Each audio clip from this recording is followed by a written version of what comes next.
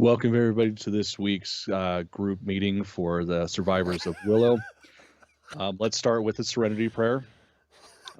Satan, grant me the serenity to accept the things I cannot change, the courage to change things I can, and the wisdom to know the difference. Promise I wouldn't cry. I know. Anyways, we're back.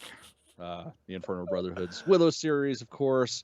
Today we're reviewing Disney Plus's Willow series, continuing with Season 1, Episode 6, Prisoners of Skellin. What are your initial thoughts of this one? Just sigh. It's disappointing because it's still not good, but it's better. This should have been the third episode at the very least, if not the second episode. That's interesting. I thought this was the worst one yet. I mean, it's pretty bad. I didn't like it. We gotta talk about. But what makes I think it I'm just so better than used to getting beat down that it's just acceptable at this point. Right. Yeah, I was, as soon as the trolls started talking, I checked out. I was like, what the same. What? It's like, oh, so that's the angle you're gonna go with this. That's a choice, okay. Yeah. Fuck all of you. Have you never seen Willow? Like, have you ever seen the trolls? This is their talking. Yeah. That's all they do. They don't articulate their thoughts. And then even when they did try to add in an element about, you know, how they're improved because of the refined viscous that the crone taught them to make, it still only referenced it increasing their strength and their agility, nothing to do with their cognitive ability. Yeah. So the assumption is that they've always been this articulate and is just Tyrosline trolls that were fucked up. Fuck them. This is dumb. Somehow that makes sense. Okay. Well, this was directed by Philippa Lothorpe again, written by Hannah Friedman and Stu Selenick, who should never work in Hollywood again. Yeah. It's just ridiculous. It premiered this past Wednesday. Yeah, this entire series feels like really bad LARPing, live action role playing. So, you know, if you've ever played a role playing game, it's not very dissimilar from a board game, except you help shape the storyline. In live action role playing, you actually dress up as whatever character you're playing, and you throw on a fake accent. The difference is that in live action role playing, as silly as it is, at least they stick to the timeline and area that the world that they're supposed to be in. Yeah. This, they all talk like they're us, like normal modern kids. Us. I'm a normal modern kid. That is definitely us. Definitely. Scratch that. They act like TikTok kids, not like fantasy world kids. And then whenever we complain about it collectively, everyone who argues about how stupid this acting and writing and directing choices are, you have people who like comment on the last instant initial reaction I put out saying, you know, I never understand why people complain about, you know, if it ended up exactly like you wanted it to be, where's the surprise in life? You know, you're complaining because it doesn't meet your standards, but isn't it better to be surprised? And my argument to that is, shut up, sit down, and hold my beer. Because what you're talking about is completely different. If this was the Willow universe that we've come to know up until now for 30 plus years, then you would have a valid point. But it's not. It's completely different. And it's not completely different because it's different actors and different situations. It's completely different because instead of having the characters act as if they're in the world, they're having the characters act as if they're from without the world. And I just read an article by Kasdan, who created this whole monstrosity. And he said straight up, I wanted to present a series with modern people in a fantasy setting. And so he's doing this intentionally.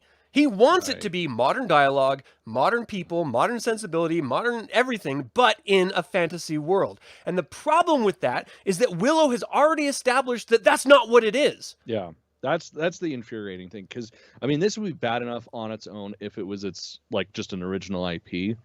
Yeah. But it's not. And that just makes it so much worse. I would probably accept it infinitely more if it was its own, because then I would have nothing to compare it against. I'd just be like, oh, this is a weird, quirky fantasy show.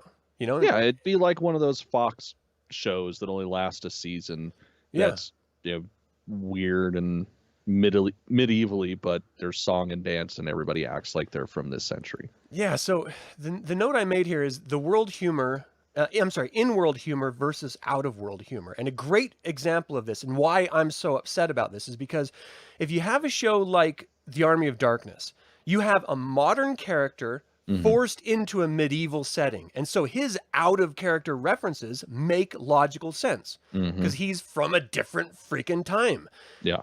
This show, they act like they're from a different time, but they're supposed to be in the same time. And so it breaks that logic. Princess Bride is another perfect example of a fantasy where you have modern actors and characters telling a story about a medieval fantasy world. And so there's logical reasons why they speak and act the way they do, because it's a story that modern people are telling.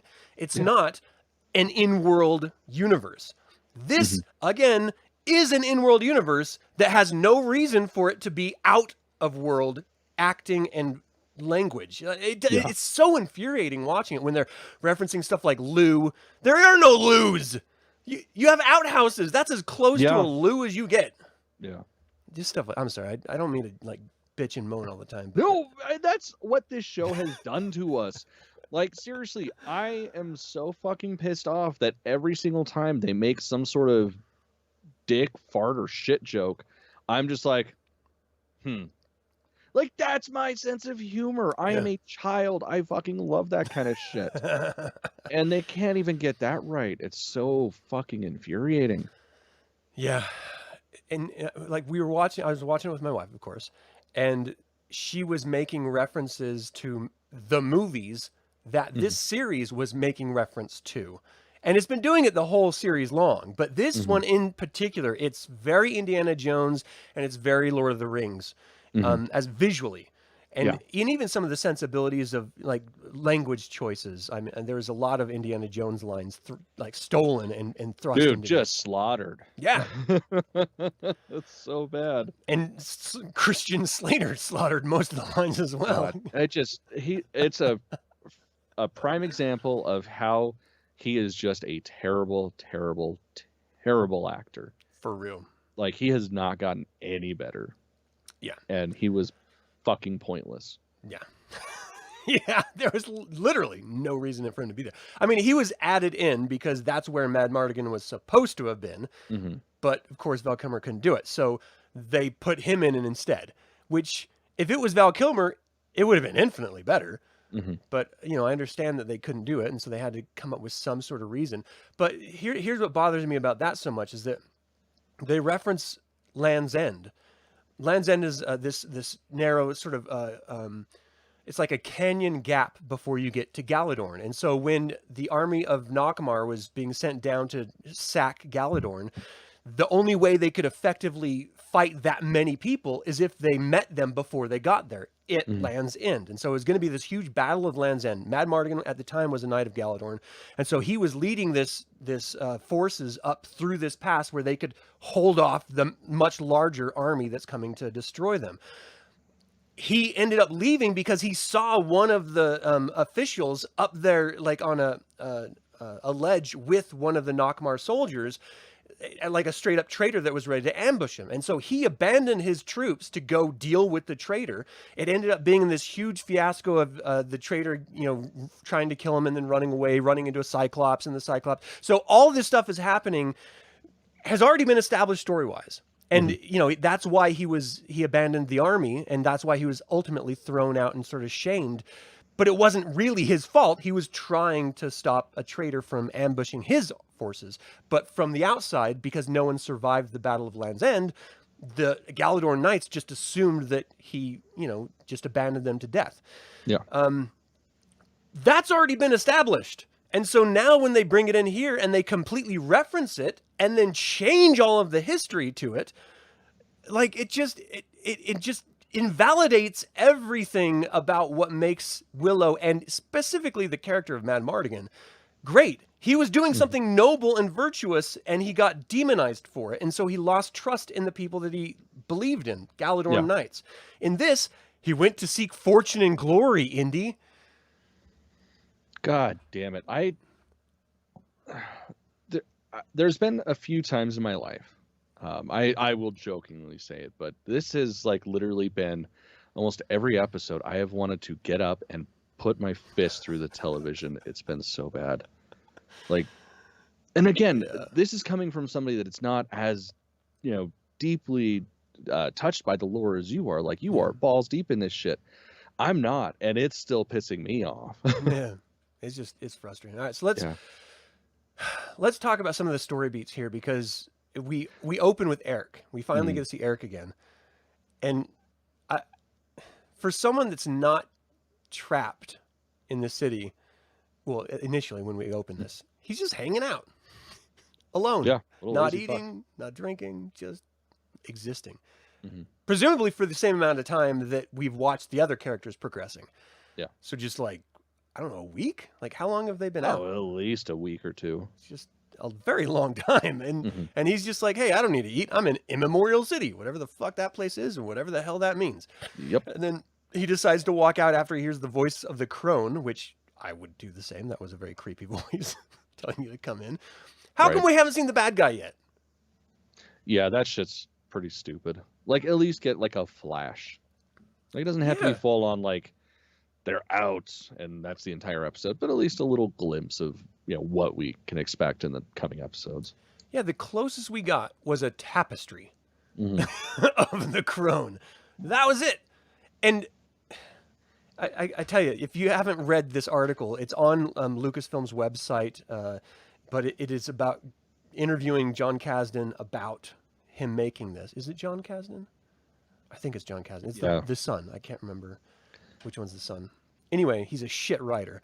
But it's talking about how he not only, he wanted to have modern sensibility and modern language in this fantasy era because he believed that that's what the original Willow was, which when I watch it, all the humor lands because it's in-world humor. It's not out-of-world humor.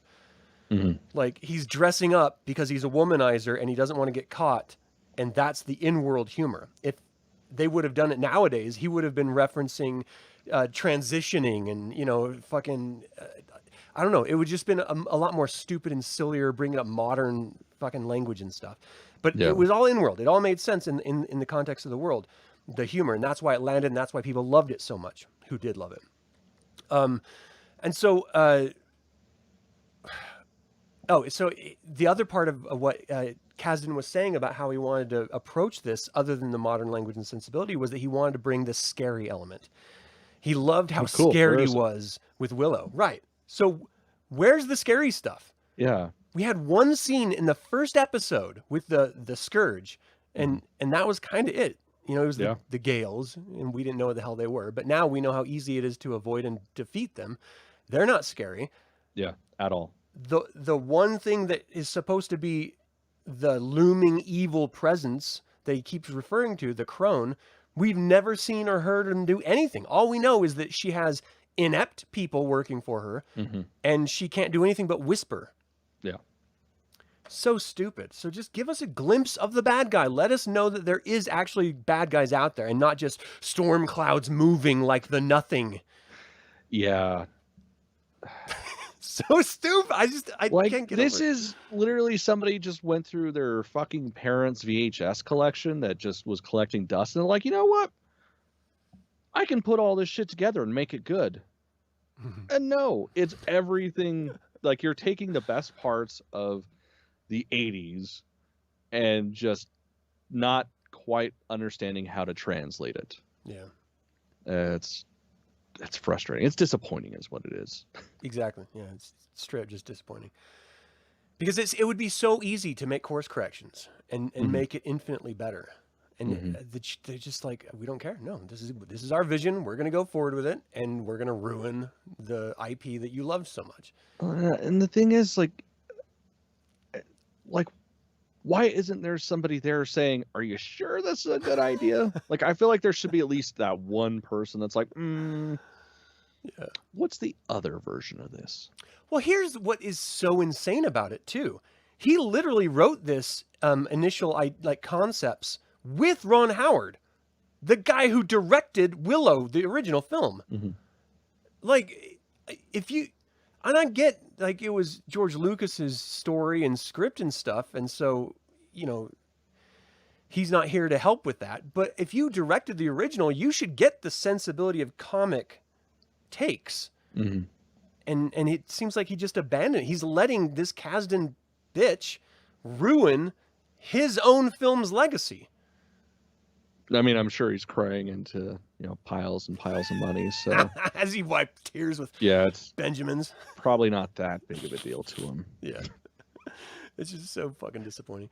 It really is. They bring in the prisoners and put them in crow's cages in what we're assuming is ultimately going to be a torture chamber. Mm-hmm. And then we see outside the rest of the group ready to go in, and they're like, well, we can't really break in, so let's go in through the sewer system, which, whatever. You got to do what you got to do. Mm-hmm. That's sort of the trope that if you ever got to storm a castle and you need to sneak up, go through the sewers. Mm-hmm. So I don't mind that at all. But when the trolls come in and they start speaking like articulate, elevated creatures, highborn, they're speaking more highborn tongue than Kit is, and she's a princess, right? A royalty. Mm-hmm. If anyone should be talking like that, it's royalty, not trolls living in mines. Yeah, it's insane. Totally takes me out. It's just, oh my. Yes. It's like the major domo from Boba Fett put on a mask, Right? And came over. My apologies. What? Yeah, that is exactly what it is. Except that character made sense. Yeah. With the show, yeah, he was there, so you had somebody to hate because you got to have the heels. This guy is just like, oh, I'm gonna go over here now. Mm-hmm. You don't even want to fight him. You just want to get away from him as fast as you can. Yeah. And it's like that, and that's the thing. He's talking about wanting horror. Those visually were terrifying. Give it a troll voice, and guess what? That's fucking scary. Yeah. Have this entire same thing going on. Don't change any of the dialogue. Just give it an actual scary voice. Mm-hmm. Completely different episode. 100%. Yeah. I probably would But have then liked it a lot better. the humor wouldn't be there. Yeah, the humor. Yeah, I was laughing that's out loud this whole episode. Yeah. It was so funny. I was just screaming the whole episode, actually. Yeah, that was pretty much me sitting in my living room at midnight with my headphones on going... Yeah. So we learned that she's been thrown in the crow's cage, and Alabash next to her claims to be Mad Mardigan, and Willow and Kit obviously know he's not. But the trolls come in, they try to torture Kit, which I don't know. They make her eat a grub worm. What was? I mean, that was pretty fucking gross, dude. Right, but you did that on Survivor. I don't understand how that's they're like, no, don't do it, don't do it to her. Yeah, it's like they're not even setting up what the fuck it is and why it's so scary that she shouldn't have that in her mouth. And the next time we see her, it's gone. Presumably she ate it. I don't know. Did they snort it? Is it another lizard thing? I don't know. I didn't understand why the huge threat looming, and then they cut and come back and it's gone. Mm-hmm. And then she just easily, oh, hey, I could just pull my hand out of here. Yeah. Who'd have thunk? Oh my gosh. It's just... No, trolls have not been able to talk ever before, Mr. Hootie Dean. Great name, by the way. It's just weird. It's never been a thing because they're not supposed to be intelligent. They're supposed to be bestial creatures, just a step up from regular animals of the world. They're supposed to be scary looming monsters. That's why Willow was so terrified of them, and Mad Mardigan was so scared of them in the original film, because they're like, oh, I hate trolls. They're supposed to be these beasts. Right. Yeah, the ones in The Hobbit, yeah, this is not The Hobbit. Yeah, no. Totally. But the thing is, that fits for that world. And that's a specific kind of troll because different regional trolls act differently. Yeah. And Tolkien knew how to write, unlike this fucking steaming pile of dog shit. So it worked. Yeah. These trolls were just fucking bad mullets and fuck you. Yeah, even the trolls in The Hobbit, they were funny. Their humor landed. Because it was all in-world humor. Yeah, well, and the thing was, they were trying to be sophisticated and smart, but they weren't. Yeah. And with this, it's just no, they are, and that's what's funny. It's no, I don't think that's how humor works. They clearly don't know. It blows my mind because there's so many people who love this. I don't understand. Like, I just have can't. I been don't get it. trying. Like, I have gotten like stupidly medicated and watched this, thinking, oh, maybe if I dumb myself down to the level of the normal populace, because I'm so intelligent and stuff, that I would get it, and I just don't. Like, there's literally nothing funny about this. Yeah. I did like Mad Mardigan screaming in the troll's face, Steven. I thought that was Yeah. pretty funny. Thanks for tuning live, by the way. Yeah, so, ultimately the trolls go for the, they get sidetracked by the people who broke into the troll cave, which really doesn't seem that difficult. No one's watching Hey, thanks for anyone. tuning in, Kate. Thank you. Very strange. Mhm. And, immediately, dumbass Alora Dannon just drops the fucking Shurlinter's wand. Like, they're trying to do like an Anakin Skywalker Obi-Wan, you drop your lightsaber, this is your lifeline moment, but it doesn't land. They And should have made her jump to catch it. That would have been fantastic. yeah, but then she just finds it at the end anyway. So there's Mhm. it was just a way to get it out of the scene so that Willow couldn't use it when he needed it. That was it. Of all the Yeah. stupid ways to do that, I don't know. Just whoops, there it goes. Zero consequences because we'll get it here in a couple more minutes. Right. Freaking dumb. Allagash, like you said, Christian Slater sucks. Yeah, he's terrible. Can't act. If you watch any of those fighting scenes, any of the scenes where he's trying to sing or be funny or anything, they don't land. And I'm not talking because I like him or not, because I do actually, I think he's okay as a person. Some of his past films I'm okay with. I don't think they're particularly great, but in the day, in the 80s, there was a thing, so whatever. He's not good in this at all. No. His No. humor is terrible. His lines are not landed well. His fighting is just atrocious. Yeah. It's a joke. The whole thing is just a bad joke, and maybe that's the point. And I don't know. And it actually makes me like Borman a lot less. In this episode, I thought he was much worse than he normally is. Right. Everything is just going downhill for me on this. Yeah, because it's like usually, yes, he has the same stupid humor as everybody else, but he's almost like a narrator in a sense, where he's saying, "Oh, well, this is what's happening right now," and then, aha, off to somewhere else. And no, he was just a pointless character in this too. Like the problems between him and Allagash, it's like that never really went anywhere. Yeah. It was just like, oh, well, fuck you. Well, no, fuck you. Bye. I gotta go over here. Yeah. And then Allagash dies because we care. I don't. Exactly. Like, where's the stakes? Like, we didn't know him before. When we did get to know him, I don't care about him. So when he sacrifices himself at the end, I give a damn. It doesn't mean anything. It's like, cool. He's not going to be in the next episode. That's fantastic. The sole reason he was there was to add doubt to Borman's character and to explain that Mad Mardigan is in subterranean tunnels. Like, yeah, and none of that was necessary because we would have got all of that through the show anyways. Yeah. Like Borman, he from the get-go has been a character where you don't believe because he tells you not to fucking believe him. Yeah. And the end where Kit hears her dad talking, presumably, that would have happened regardless. Like, exactly. Why have him there? Yeah. This is like, he was like the Canto Bite scene of this show. Like, he literally added nothing. Yep. Yeah, you could write him out. It would be just a little bit shorter, not even much, and you would not miss anything. No, it would not change the story at all. A bad character. That means there's no reason to have him. Damn people. Yeah, and so when we finally get Mad Mardigan's voice whispering to Kit, when they get through that stupid tunnel, can we talk about this ridiculous Wiggleheims?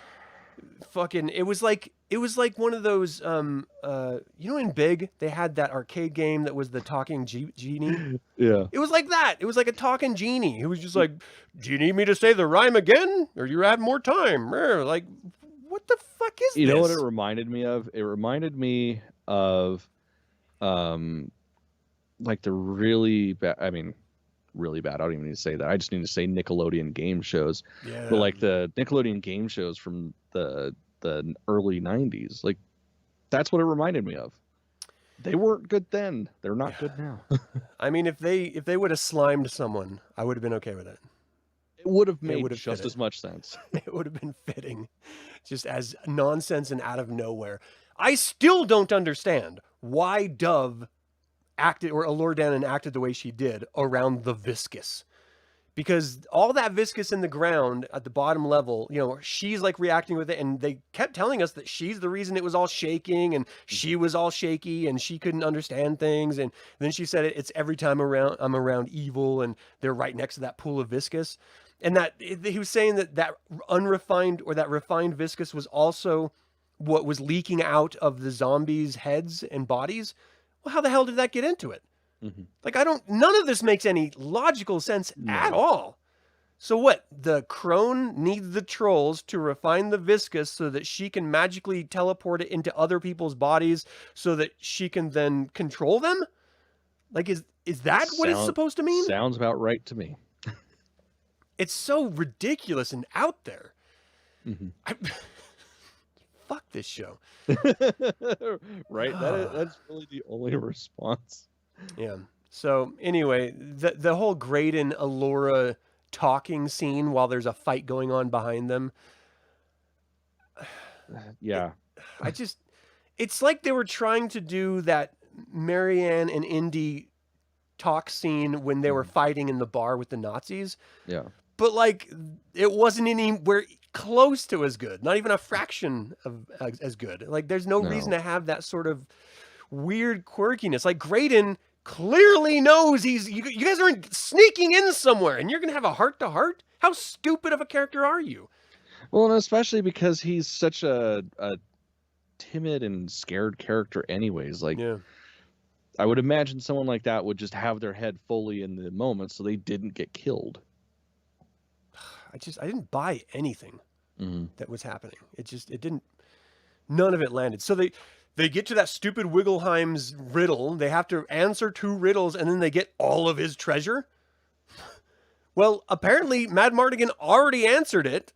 So why didn't he take the Curious when he went through there to get to the underground thing to fight the unknown evil that Alabash said he was doing? Yeah. Like, none of it makes any sense. And then if you are finally there with Mad Mardigan, wouldn't it be nice to grab Mad Mardigan and have him take you to go get your brother? His son? Like, Allure Dannon's already here. You know, a pony in this race.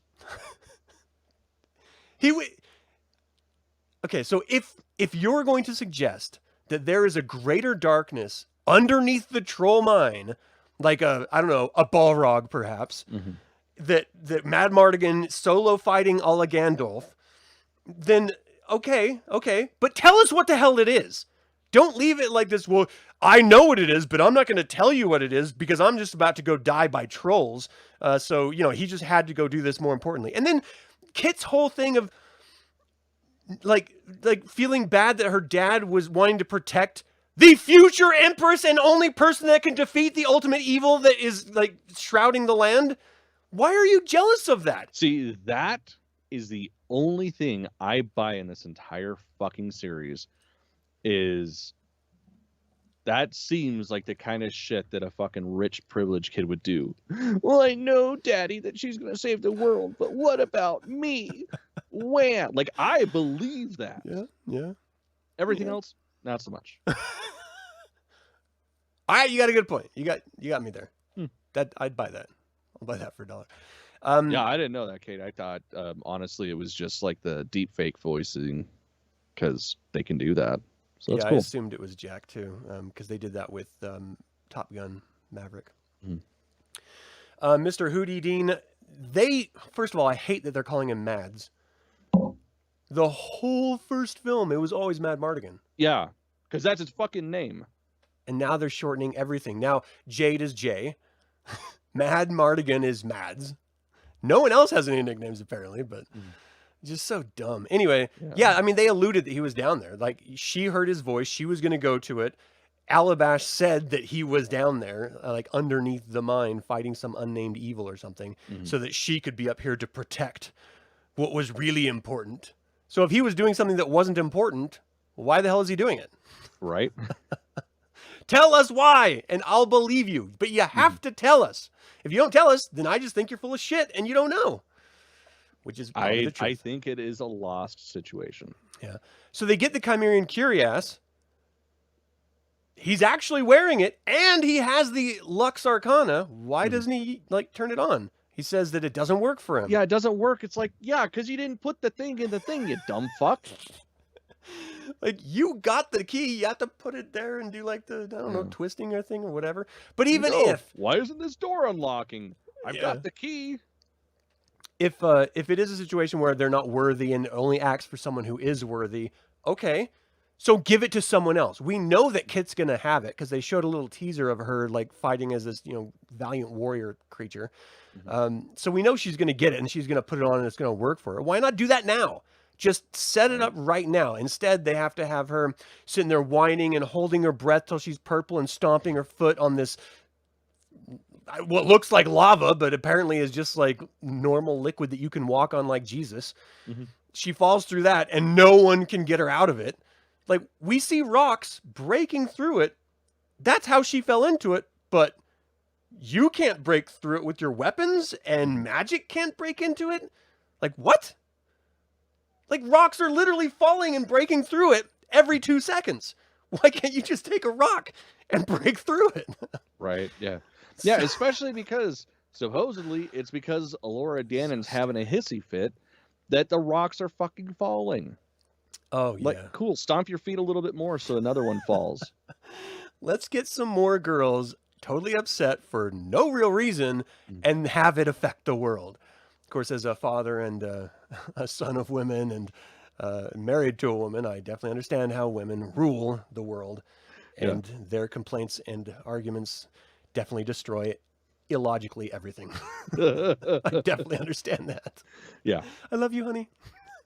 I love you. Don't judge me. But it's true. Yeah, I don't know. It's like Kit also learns that her father, Mad Mardigan, went into the depths beneath the troll cave. Then we just see her sort of losing her mind in the moment, which doesn't make any logical sense. Why? At this point, she should understand the sacrifice that her father made was for them. It was not abandoning them, but she's acting as if it's to abandon them. And so that invalidates everything about Mad Mardigan's sacrifice. And then she is treating Elora Danon as if she's not who she says she is, even though she knows she's who she says she is, and the import of her. Yeah. Well, and it's like every single episode, she has that end of episode epiphany, like, oh, you are important, and I like you now, at least until the beginning of the next episode. Exactly.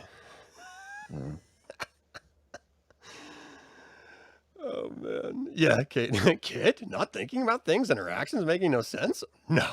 I'm shocked. Dude, Chris, I think the critics saying that they like it, well, why'd you retract your message? Fuck. Anyways, I think it's just because they want to seem like they're in the now.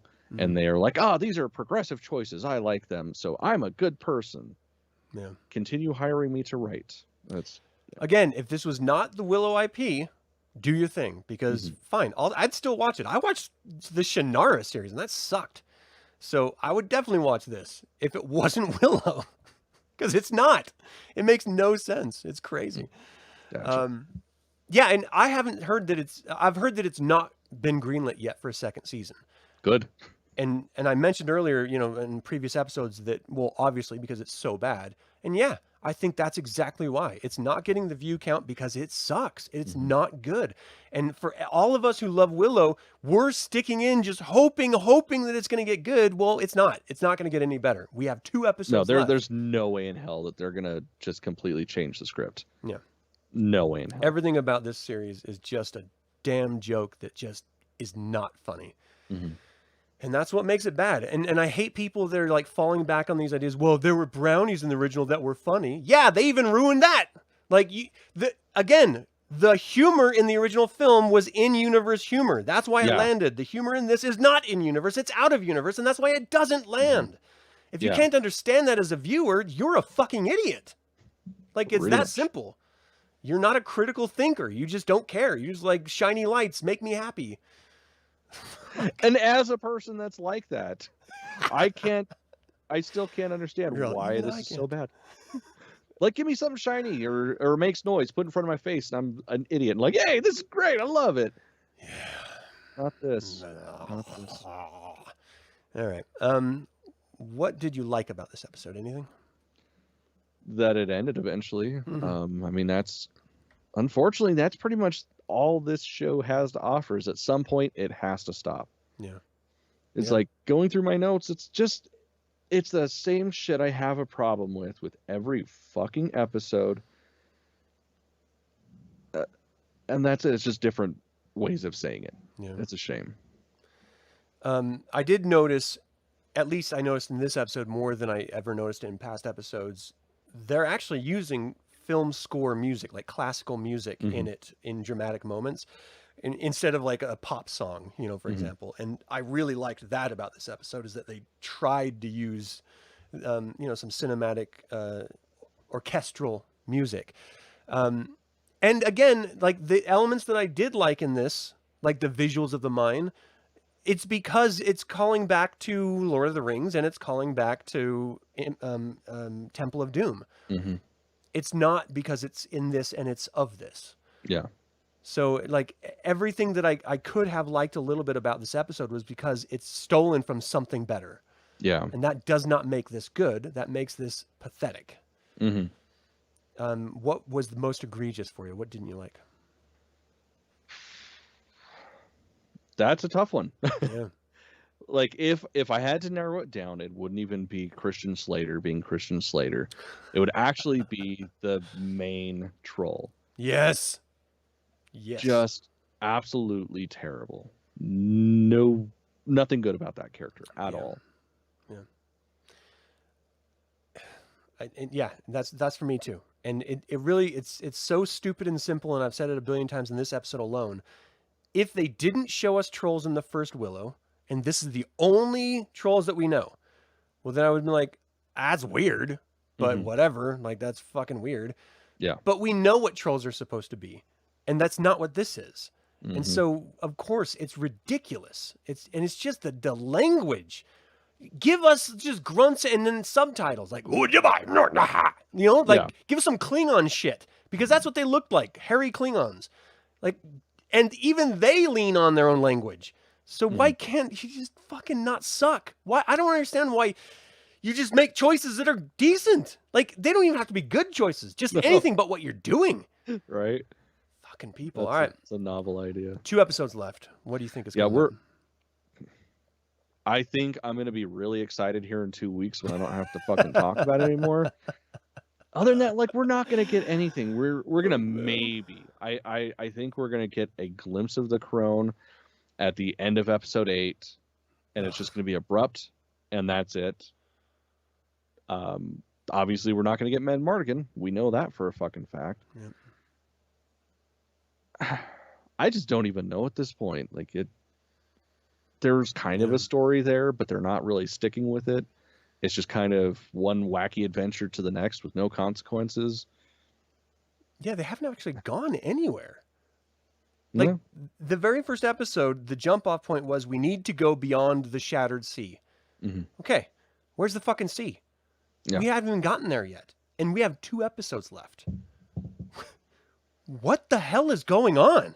Yeah. Like, you're nowhere near the Shattered Sea where you were headed. You're actually back next to Sherlindria's forest. Or, I'm sorry, the Willow Wood, or whatever they call it now. Like what the it makes no sense at all. All right. What I want to see next is I dream that it gets better, but I know it won't. I know this is not a series for me, and I accept that. But I want to see a bad guy. I want to see some sort of stakes, some actual gravity. And I know people are going to see this and say, oh, what about Kit? They left her under the water. She's not going to die. Yeah, no shit, she's not going to die. They're going to get her out because she's important, I guess. Yeah. Now, if we come to next episode and she's dead, Yeah. I won't hate it as much. And there would be actual consequences. Mm-hmm. And I would appreciate that. Mm-hmm. But in this, you lose something, you find it again. You get in trouble, it's okay. In a couple minutes, you'll be out of trouble. You're literally tied up to be tortured with this crazy, scary worm that scares Alabash and Willow. Next scene, no big deal. We don't even know what happened to it. Maybe she keistered it. I don't know. Yeah. Maybe it tickles. She's kegling with it. Fuck, that'd be cool. I'm just so upset. The question is, who's the show even for? That's a great question, and I don't know the answer to it. Idiots. Yeah, you're right. Idiots. All right. Is there anything else you wanted to talk about with this episode? God, I'm kind of done. I'm pissed. Yeah. It's with this whole series. I'm just so angry. Really. Man, I kept hoping it was going to be like Ring of Power where I would come around towards the end. Or even have elements that you may not enjoy the show or a portrayal of certain characters and stuff, but there's elements that are like great. Mm-hmm. This doesn't even really have that. We have the landscape and that's it. Mm-hmm. And that's and we don't even really get much of that. It's like quick shots of them like, oh, this is them traveling. So here's a nice aerial view of some forest. And then we're in a confined space again. Yeah. Oh, we didn't talk about Eric finding that rando girl. Oh. So do you think she's the crone? You know, I don't know. I don't care. I just don't care. Who cares? It's for people who are fans who've never watched the movie. Yeah. Yeah. That's right. Pretty much. I think she's there so that it gives Elora Danan an out of being in a relationship with him anymore, and so that she can then be with Graydon. I think that's the only because reason obviously why that's she's where there. it's going to go. Yeah. I mean, we see, Graydon and Kit are betrothed, but none of them want anything to do with each other. One, fucking Kit's queer, and, she's got a hard-on for Jade, which, awesome, more power to you, but, duties and all that. Graydon is just like, I'm pining for Elora Danan. Yeah, pine for the most powerful woman in all of the universe. Mm-hmm. Good luck with that. And yet he's going to get her in the end. And then she's only here because she wants to save her love, Eric, who is no longer her love. Because she's totally digging Graydon, even though she's a little upset that he tried to kill his brother. But other than that... Yeah. Well, that he did kill his brother. Yeah. It's like, it was obviously possessed, you fucking turd. Oh, man. Yeah, Chris, we answered the what do we want to see next stuff, and we don't know. We just don't care. We just want it to end. Yes, besides let the good travesty. writing and everyone dying, it's that's a tough question to answer. Yeah. All right, well, that is it for this episode. Thank you all so much for tuning in. I hope you're enjoying this more than I am. And for those who do enjoy this, awesome. I'm not going to shame you. If you like this, go If forth. you like it, that is awesome. Yeah. You are lucky, and I wish I could enjoy it too. Same here. I don't even want to know why you like it. Because I don't care. Because I hate it. Yeah. I straight up hate this fucking show. Pretty much. All right. Well, until the Infernal Brotherhood convenes again, my fellow scruffy-looking nerf herders, may the force be with you. I deplore those that rabble the rouse. I was hoping you were going to do that. Yeah. Well, it was a toss-up. It was either that, Abacadoo, out my coccyx. Like, this is all my notes were. Yeah, the coccyx. Terrorist lead, Schman.